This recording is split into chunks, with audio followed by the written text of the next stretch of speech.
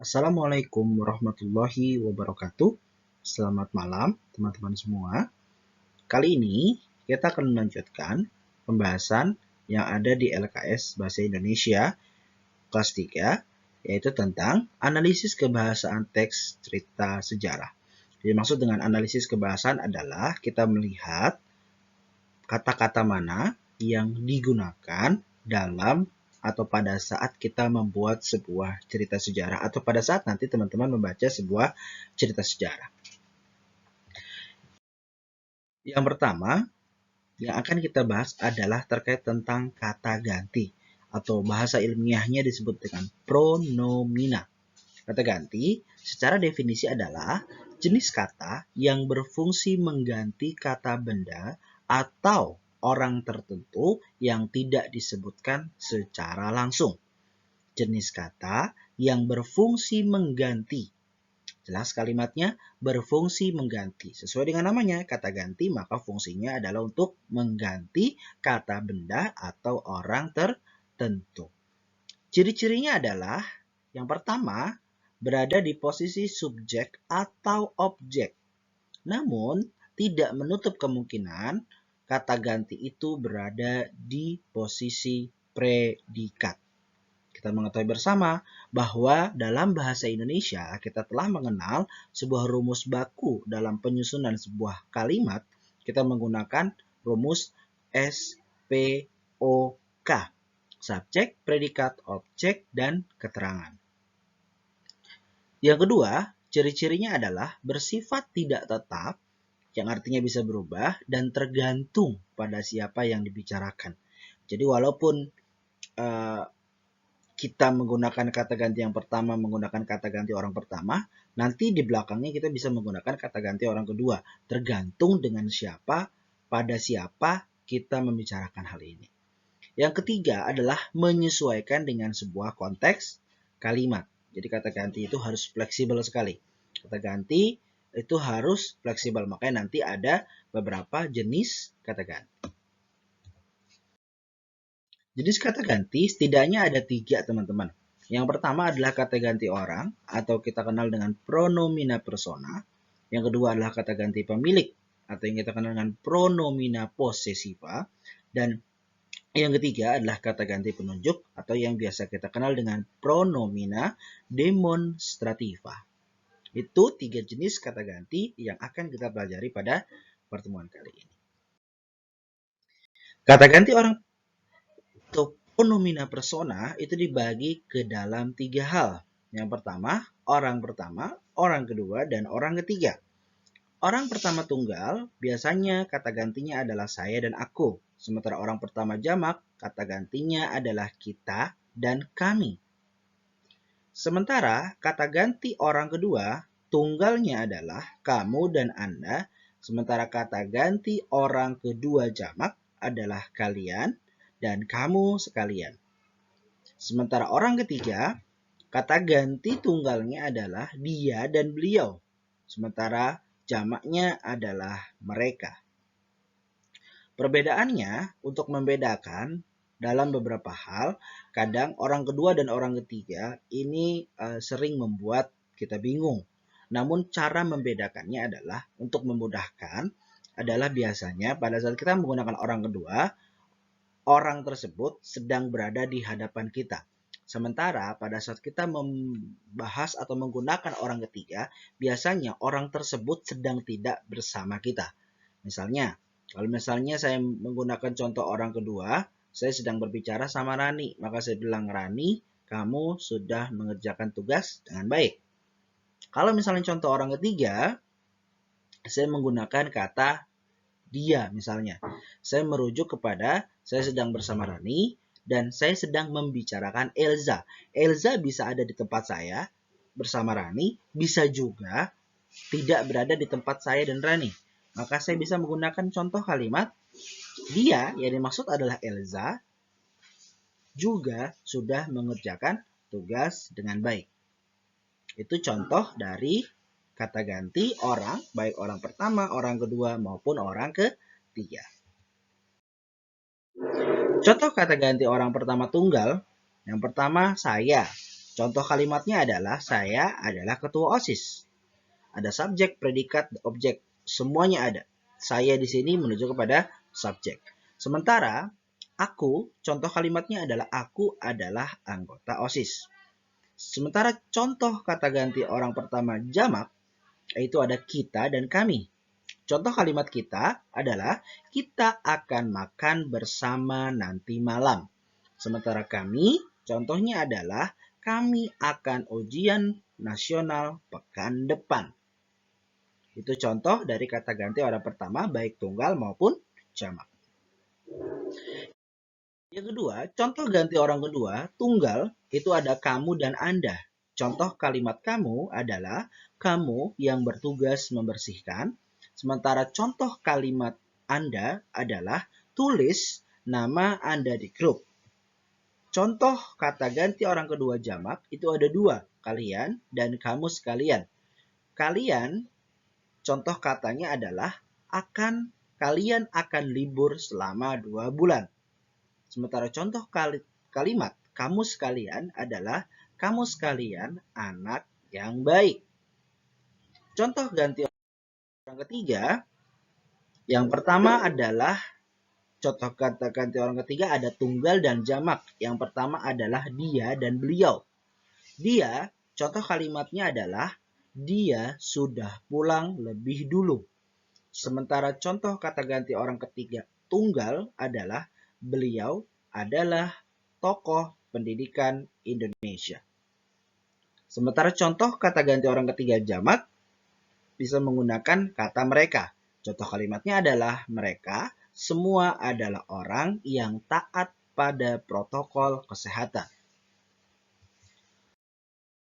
Kata ganti pemilik. Kalau tadi kita bahas kata ganti orang, sekarang kita bahas kata ganti pemilik atau pronomina possessiva. Kata ganti pemilik didefinisikan sebagai kata ganti yang ditujukan untuk menyatakan suatu pengganti kepemilikan. Jadi sebuah kata ganti dalam sebuah kalimat yang menunjuk atau digunakan untuk menyatakan bahwa saya memiliki sesuatu tertentu. Biasanya ada 3 ciri. Yang pertama, kata dasarnya berakhiran ku, kata dasarnya berakhiran mu, dan kata dasarnya berakhiran nya. Ku, mu, nya. Itu kata ganti pemilik biasanya kata dasarnya berakhiran ku, mu, nya. Misalnya, kata dasarnya punya. Kalau berakhiran dengan ku, maka ini punyaku, gitu ya. Kalau misalnya kata dasarnya berakhiranmu, maka ini punyamu. Kalau kata dasarnya punya, berarti kalau misalnya berakhirannya berarti punyanya. Nah itu contoh dari kata ganti pemilik. Kita lihat contohnya sekarang. Contoh kata ganti pemilik atau pronomina possessiva. Berakhiranku misalnya. Rumahku akan dijual dengan harga yang murah. Sementara rumahmu atau berakhiranmu, yaitu contohnya mobil ini adalah kepunyaanmu, menunjukkan kan kepemilikan.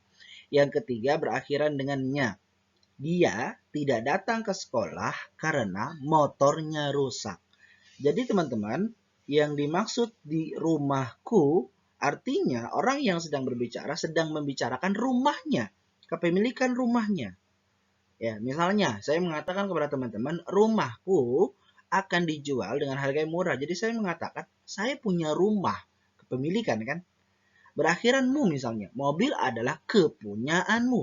Kepunyaanmu menunjukkan kepada bahwa saya mengatakan kepada orang tersebut bahwa mobil ini milik kamu. Sebagai kata ganti pemilik, karena kita bicara terkait dengan kata ganti pemilik. Sementara berakhiran dengan katanya, dia tidak datang ke sekolah karena motornya rusak. Jadi saya membicarakan seseorang yang orangnya mungkin ada di sini atau di tempat yang lain, dan saya mengatakan bahwa dia tidak datang ke sekolah karena motor yang dia miliki. Bukan motor yang saya miliki, tapi motor yang dia miliki. Itu contoh kata ganti pemilik atau yang kita sebut dengan pronomina possessiva. Yang ketiga adalah kata ganti penunjuk atau bahasa istilah yang kita kenal adalah pronomina demonstrativa. digunakan sebagai suatu penunjuk lokasi atau suatu benda. Bisa digunakan untuk menunjuk umum, bisa digunakan untuk menunjuk tempat, dan bisa digunakan untuk penunjuk hal. Kita lihat contoh. Kata ganti penunjuk atau pronomina demonstrativa itu tadi dibagi kepada 3, bisa penunjuk umum, penunjuk tempat, dan penunjuk hal. Penunjuk umumnya misalnya menggunakan kata ini dan itu.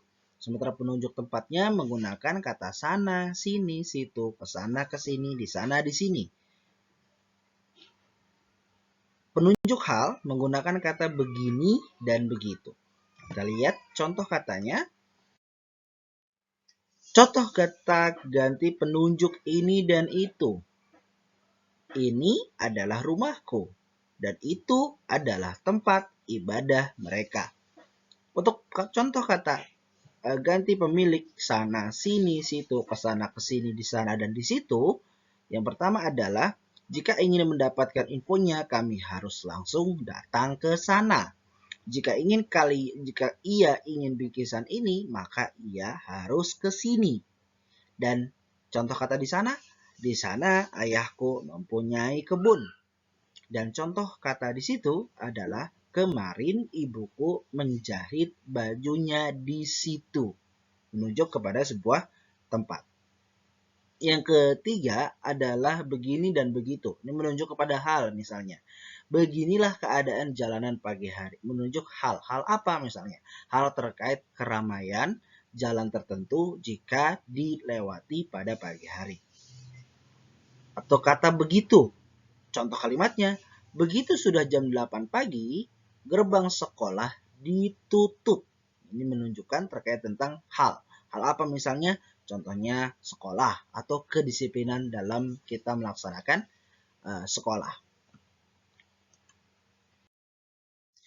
Kata keterangan. Setelah kita membahas kata ganti, maka hari ini kita akan juga membahas tentang kata keterangan atau yang disebut dengan adverbia.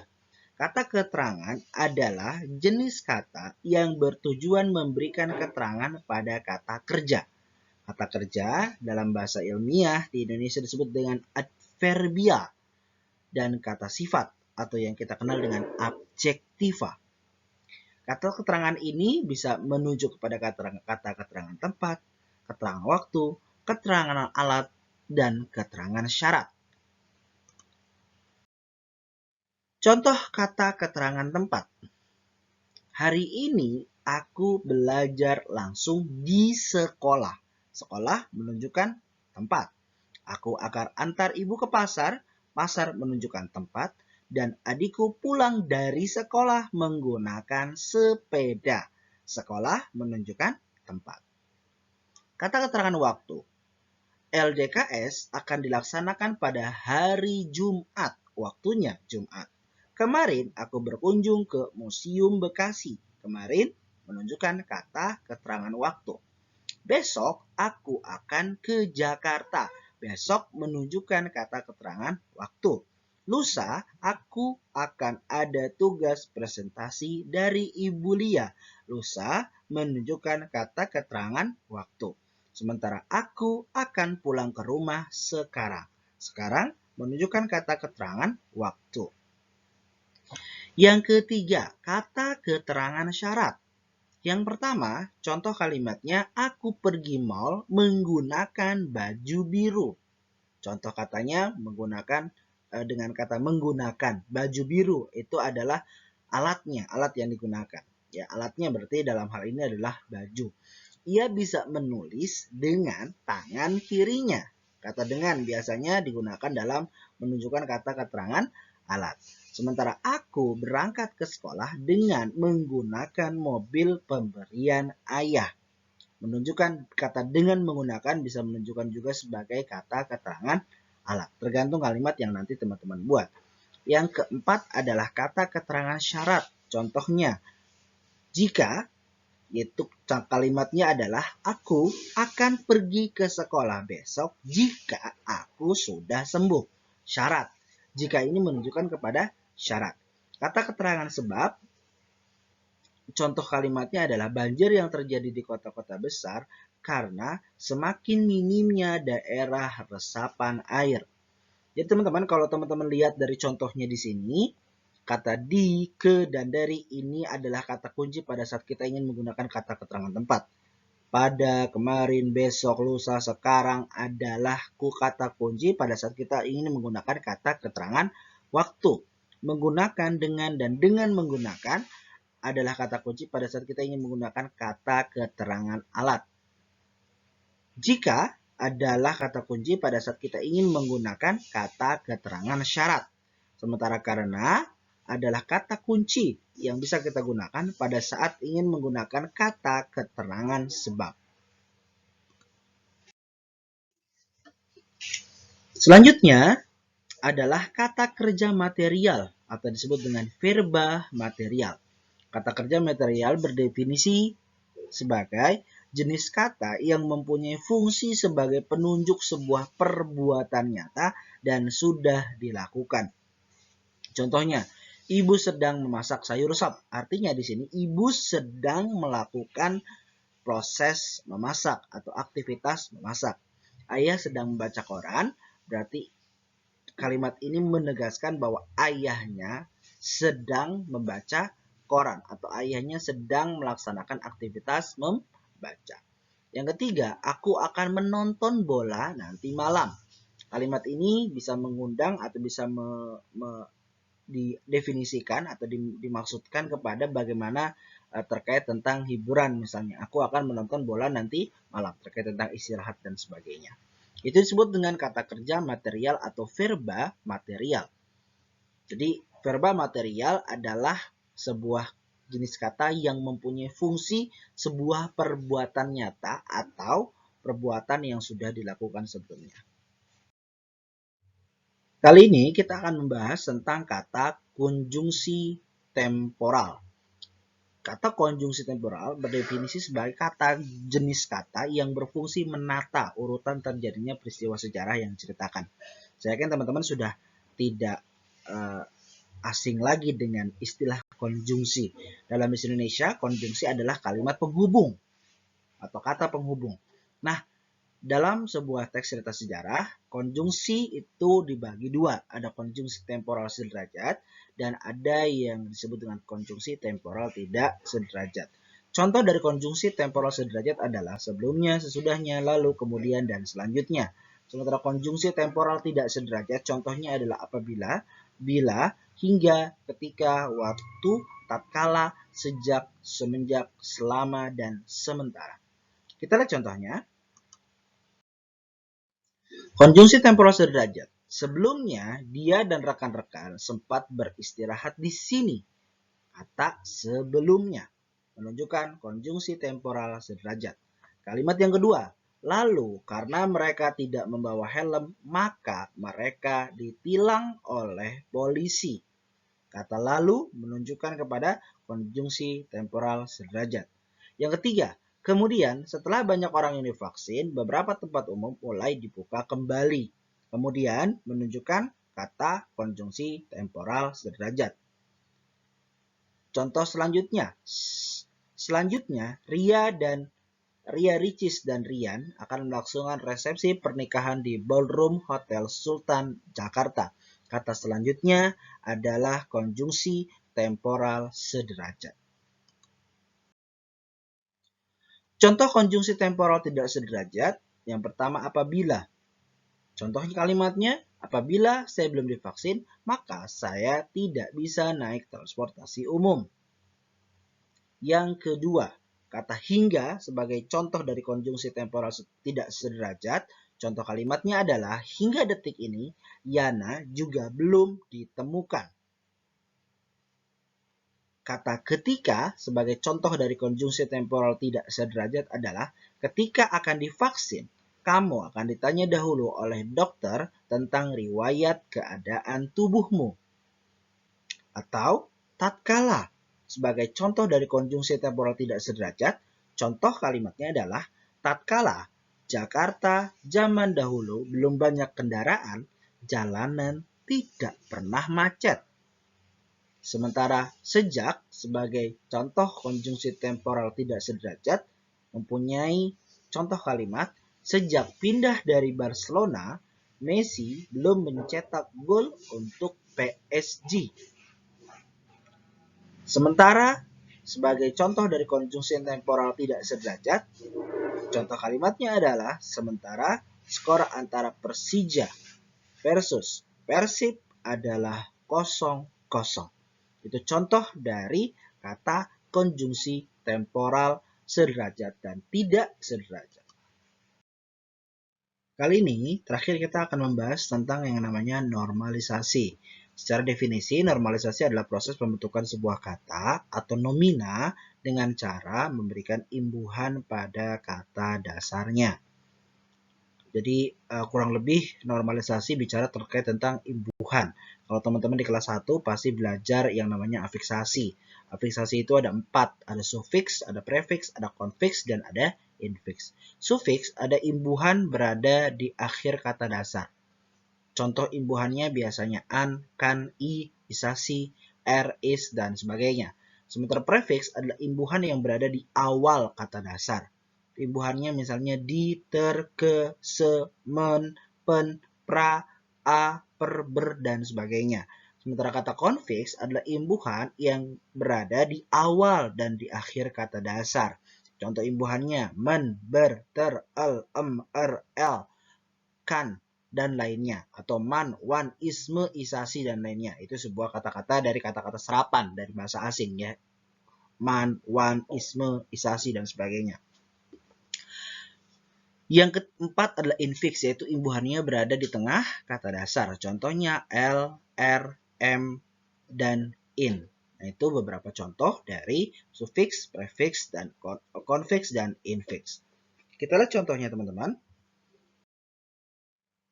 Ini adalah contoh dari sufiks, prefiks, konfiks, dan infiks. Contoh dari sufiks misalnya. Imbuhannya berada di belakang. Aku telah menikah bersamanya. Nya itu adalah salah satu contoh sufiks. Prefiks yang imbuhannya berada di depan sebuah kata dasar. Contohnya ibu sedang menggoreng ayam di dapur. Kata meng ya itu adalah menunjukkan prefiks, gorengnya adalah kata dasar. Kalau tadi bersamanya berarti kata dasarnya adalah bersama. Nyanya itu adalah bagian dari sufiks karena dia ditaruh di akhir. Dan yang ketiga ada konfiks. Konfiks adalah aku telah melakukan tugas ini secara maksimal. Mekan. Mekannya itu adalah konfik. Me dan kan itu adalah bagian dari konfik. Lakunya adalah kata dasarnya. Infiks. Contohnya polisi sedang menyelidiki tempat kejadian perkara. L di sini dari di kata menyelidiki ya. L di sini adalah kata yang dimaksud dengan infiks. Infiks itu kan ada di tengah-tengah. Jadi L-nya itu sebagai kata imbuhan berada di tengah-tengah sebuah kata dasar. Menyelidiki kata dasarnya adalah selidik. Nah, itu terkait tentang beberapa contoh dari sufiks, prefiks, konfiks, dan infiks. Teman-teman silakan lagi merujuk kepada pembahasan teman-teman waktu berada di kelas 10. Mudah-mudahan masih diingat ya. Baik, itu mungkin yang bisa disampaikan untuk penjelasan pada pertemuan kali ini. Mudah-mudahan bisa dipahami dari penjelasan dan contoh-contoh yang diberikan. Baik teman-teman, terima kasih sekali lagi atas perhatiannya.